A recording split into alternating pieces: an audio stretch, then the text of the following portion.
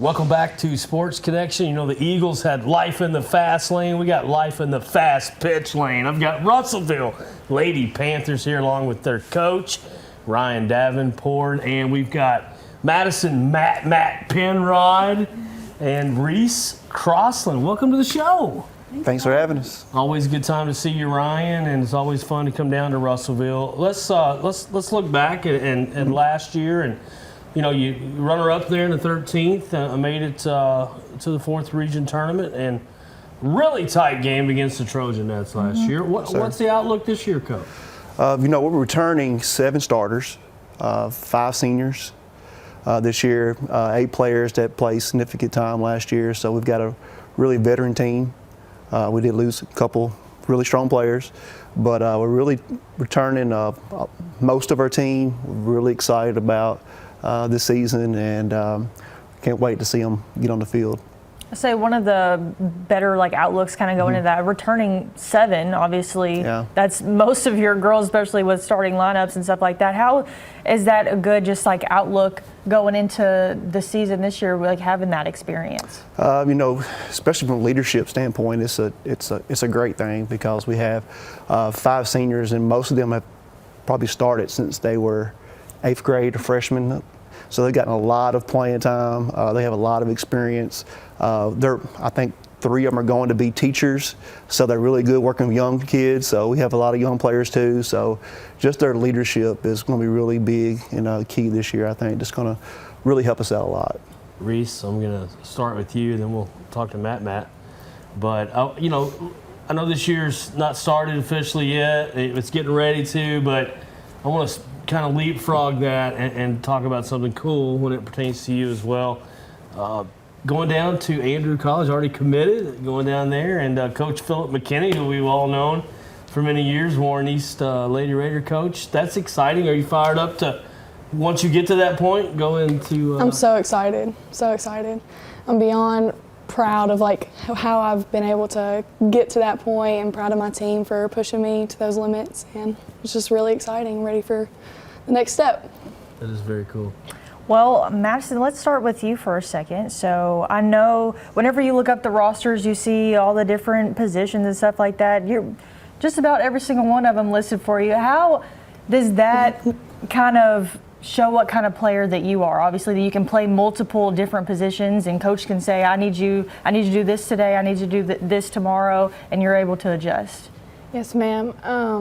I know this year, looking at it, I know I'm going to be pitching and catching a lot, me and my sister both. But going to college and playing, being able to tell a coach that I can play anywhere just opens up the spot for me to have more playing time. And starting in 7th grade when I got to play high school, Coach Davenport got to use me because I could play anywhere. So, yeah.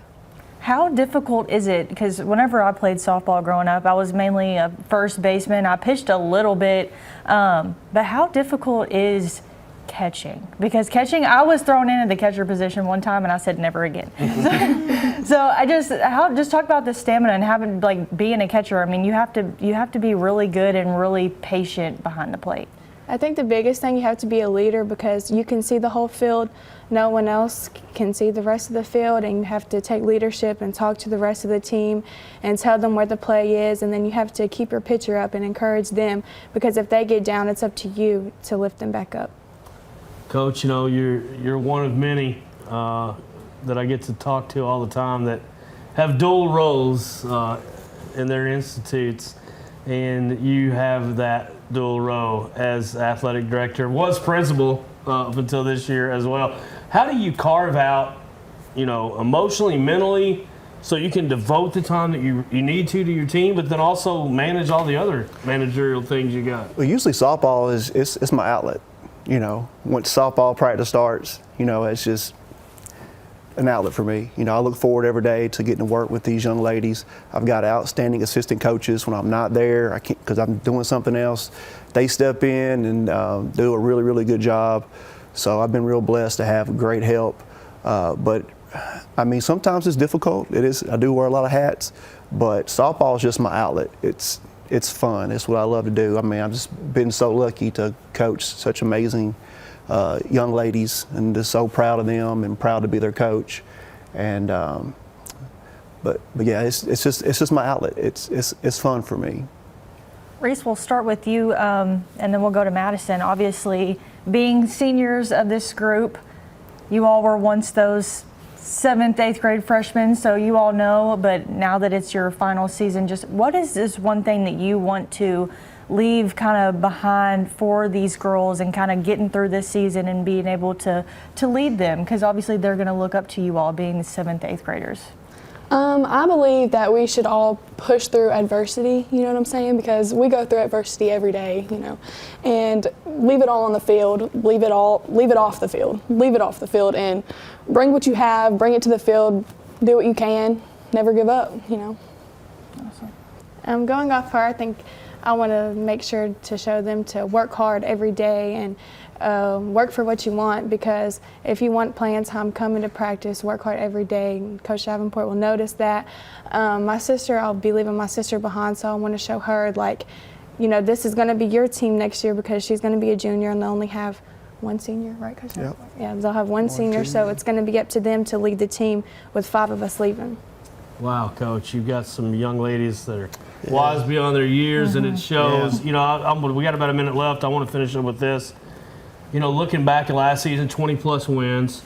You know, had a really good showing in the single A, right? Yes, and sir. you know, I think you want to repeat those things from last year. But what's on the horizon this year as far as a goal that you've set for this team? Of course, one goal is to get better every game, because you know we don't measure our season based off the amount of wins we have. We measure it based on our growth. So, you know, when district tournament rolls around, we want to make sure that we're at our best. And just want the girls to work hard every day, just be the best person they can be on and off the field. But one thing I look forward to this year as well is we have 23 girls. For a Class A school, that's a lot of girls. We have a freshman, JV, and varsity team.